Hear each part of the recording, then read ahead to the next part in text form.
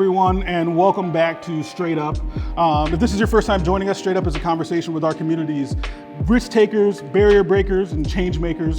And we are lucky today to be at Newfields in Cafe Lumiere, joined by the president and CEO of Newfields, Dr. Colette Pierce Burnette. Welcome, Dr. Burnette.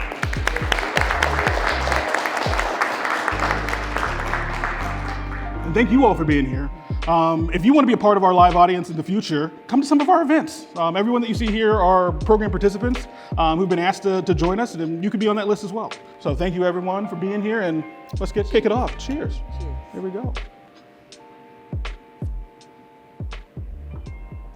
So Dr. Burnette, you've moved around a lot with your family's military background, but you're originally from Cleveland, and you were recently even named Austinite of the Year. So in the roles that you've taken, what role has the community played in your decision making?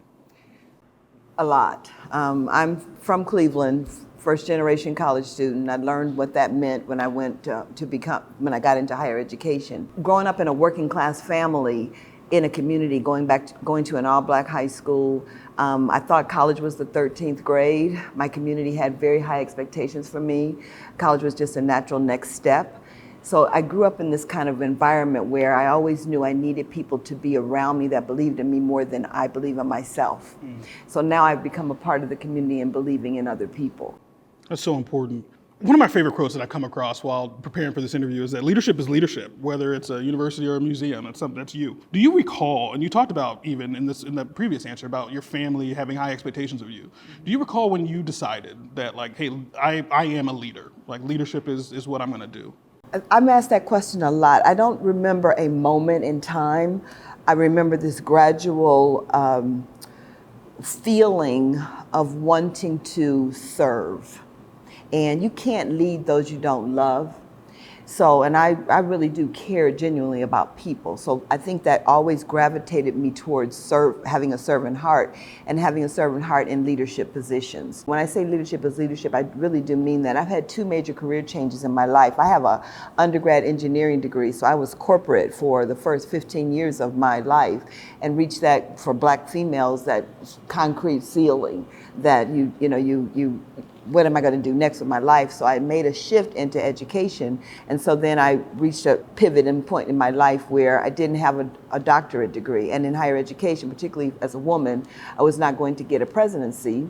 And I wanted to be the president of a historically black college. So I took a leap of faith. And I've said this often. I Googled on the internet, am I too old to get my doctorate? Because I was 55 years old at the time. But to be the leader that I aspired to be, I had to have the credentials. Half the internet told me, no, sit yourself down, go on with your job and your life. You're too old to get a doctorate. The other half of the internet told me, yes, go for your dreams. So always aspiring to be a leader and then working very, very hard to have the credentials that I needed in my life to be able to be in that position. And I find that I get a lot of questions about how I'm leading a cultural institution like Newfields as opposed to being a retired university president. And my response to that is people are people. And when you're leading something, you are rarely the expert in all things. A good leader surrounds themselves with people smarter than themselves in their areas of expertise. My finance person, my marketing person, the director of the art museum, the director of the garden, they have extended expertise. So as a leader, I'm leading the institution with people who are smarter in their particular areas. And I think that's important wherever you are. That's fantastic. Part of your role as president is to restore the museum's reputation and continue to build on intentional relationships within the community. How are you leaning into the new of Newfields, to be transformational and evolving with the times? I'm often asked, why would I take this position given Newfields' racial reckoning?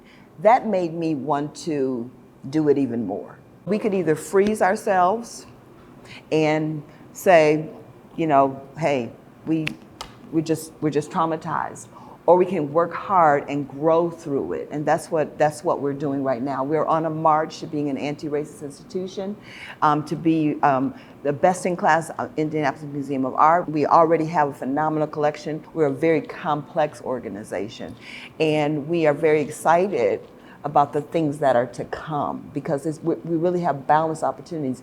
And I think that we, as an anchor institution in Indianapolis, we have a responsibility to build what Dr. King called a beloved community. That's right. That's a role that we have to play in Indianapolis and beyond. And there's, when we look specifically at the museum, that's what art has done for a very long time. It stretches people into thinking beyond themselves. We have a long way to go in this march to being an anti-racist institution. But the key thing is we're doing it. And we could talk about it, we can make statements, we could be very performative, but that's not who we are as an institution. We're being very intentional about our programming, expanding our collection with the park and how we do summer camps. And we know that we have to listen to other voices because we don't know it all. We know a lot, but we don't know it all. And there's always more space to learn. So we've been extremely intentional in listening to other voices. With the reopening of our refreshed American art galleries, we have partnered with some community members in their own powerful way to be able to open up chapters of American art, i.e. American history, that have not been traditionally told in museums of the IMA structure. So this is my pause for the cause to encourage all communities to come out and see it. Because even though we're not in a build it and they will come situation, we are in a build it and we want you to come here, because this is everyone's museum. I mean, it is everyone's Newfields, everyone's garden, everyone's park. So I'm super excited about the boundless opportunities that we have, but recognizing that we have a lot of work to do. I appreciate your willingness to focus on like the future and moving forward. I think I'd be remiss if I didn't say that like part of the challenge in learning about the infamous job description was like the lingering thought that like, what's the kind of culture that would let something like that come out? Right. How do you as a leader go about changing like hearts and minds and changing culture? Or is it making personnel changes? So I want to say Newfields was founded by a suffragette, an activist. Her name was May Rice Sewell. So that's in the bones and the skeletons, and that's in it's in the ethos of who we are as an institution. So we've built ourselves around that over years, but we are an American institution. So we're not separate from those things. So I'm a strong believer that you have these courageous conversations and we get to know each other as people. Mm-hmm. And you set an environment and a tone within your organization, and that's what those are the boundaries of what you tolerate. We're more alike than we are different. And the more that we have conversations and find our commonality as opposed to focusing on our differences, then in that respect, in that way, the culture will begin to slowly change. We have learning curves. I have learning curves. We all have missteps. We all don't have the courage that we need to speak up when someone says an off-color joke. We can swim in a sea of microaggressions because people don't know what it does when you tell me how articulate I am. Or when someone says to me, wow, you really are smart. So people say things like that, and it's supposed to be a compliment, but it's not. But you have to point those things out when they happen so that you can understand the impact that has on people who have been traditionally underserved, traditionally marginalized, and traditionally not welcome and open. And that's for all of us. That's for green people, purple people, black people, white people, brown people. That's for everybody. Everybody has this innate bias towards something. Mm-hmm. And the march to becoming anti-racist is recognizing those innate biases and don't allow them to play out in a way such that you're obstructing the progress of the institution and the heart of the institution, so that we know that we are opening ourselves up to women of color as artists, more living artists, more contemporary art, more digital art. Things that are traditional and non-traditional, while maintaining a standard of excellence and recognizing that everybody has a definition of what's good for them. And it's hard to do, but it is doable. It just takes a lot of muscle. And I'm a strong believer that after the 1960s, we relaxed because we reached equality. And that's very different than equity. And now we've been shaken awake from being lulled to sleep after the civil rights movement, where now it's the time for us to really start marching towards what equity truly means in all lives. And art and cultural institutions have a very vivid and very important role to play in that. So I think that this is a unique opportunity to have a conversation with two Black CEOs who are leading organizations that are serving the broader community. You're no stranger to being the first or the only one in the room, and we're not the only one in the room tonight, which I think is really important to make sure that we take a moment to acknowledge. But as I get started, and for the other folks that are in the room who want to be in decision-making roles as they go on in their careers, what advice do you have for us tonight? You have to be true to yourself and don't apologize for who you are. It took me a little while to come to that place where I have to be true with all of my vulnerabilities, all of my moles and my warts, and be true to who I am. And once again, surround myself with people who believe in me more than I believe in myself, and people who will be loyal to me, and people who will believe in my vision. I aspire to be an excellent CEO who is Black, not a Black CEO who is excellent. I like being Black. I'm good at it. I love it. And it is a part of who I am as a person, and I don't have anything, like my lived experiences that I bring to the table help me in my decision making. I mean, I added to my resume at once a point that I went to public schools in Cleveland, because I believe that that's a part of my upbringing, and it's not something I should apologize for. I believe it's a part of my grit and my resilience.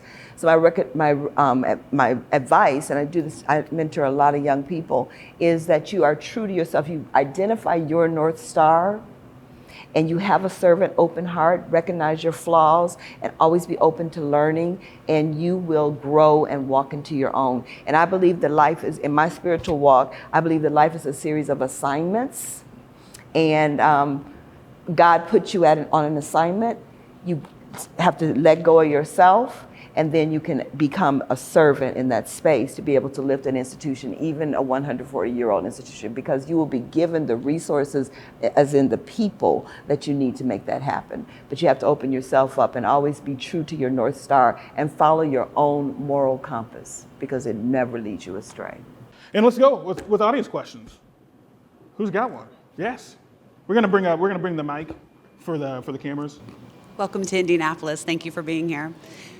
I love everything that you're saying. I'm curious about how you're going to measure your impact and how you have thought this through with your team and what that looks like.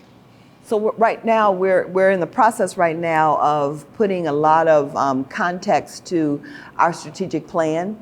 Like any CEO, I have a board, I have a strategic plan, and we have metrics that are in place for us to grow our membership. Programmatically, how diverse our programs are, and how our audiences are, how diverse our audiences are. So those are things that we have our finger on the pulse for, and there's very clear metrics for growing the collection and maintaining the excellence in the collection and finding the gaps in the collection. Thank you again for sharing your passion. I'm curious to know what type of community engagement you look forward to with, again, a lot of the things that Indy and Indy Hub is trying to highlight to have people stay in Indy and just appreciate the culture at the same time. So we actually have a community engagement department that was stood up before I came here, which was one of the many action strategies that we deployed in order for us to be able to get more involved in the community. So my strategy is to be present.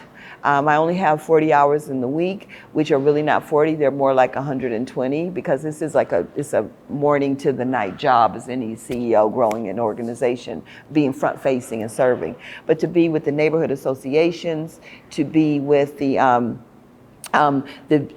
individual groups that are already serving the audiences that I'm interested in, such as the Urban League, such as the Indy Hub, those that already have the audiences that we're interested in, and for me to be present in that, and for me to be there as the CEO, and not because I see it performative if I'm not the person that's there, because I need to listen and understand the needs of the community. I'm not one. First of all, I didn't grow up here.